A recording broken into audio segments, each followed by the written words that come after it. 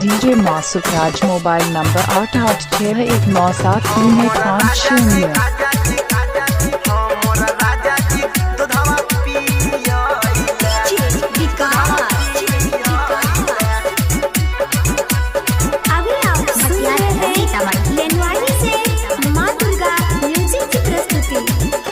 शादी हम कलिए जिंदगी जियाइले, शादी हम कलिए जिंदगी जियाइले, गे सखी जियाइले।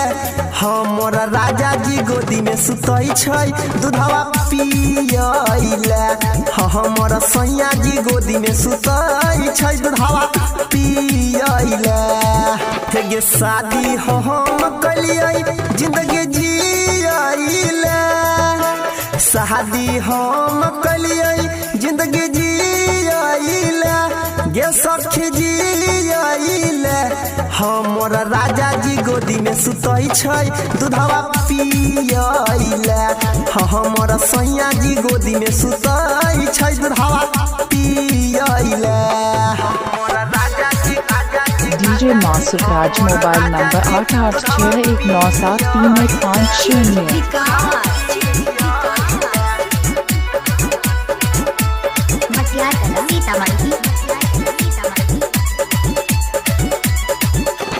गेलिए हम बाजार पूछै छै की लइले, हे गेलिए हम बाजार पूछै छै की लइले, हे गे की लइले। हमर सैया जी गोदी में सुतै छै दूधवा पियाइले, हमर राजा जी गोदी में सुतै छै दूधवा पियाइले। गे शादी हम कलिए जिंदगी जियाइले, शादी हम कलिए जिंदगी जियाइले, गे सखी जियाइले।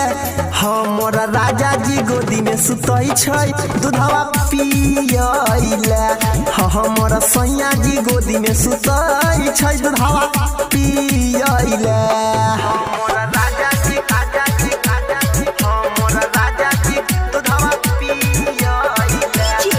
डीजे मासूक राज मोबाइल नंबर 8861973150। गे यगुआ रहे सोनू सिंगल रहे खो जाइले, गे यगुआ रहे अनिल गेल रहे खो जाइले, गे सखी खो जाइले।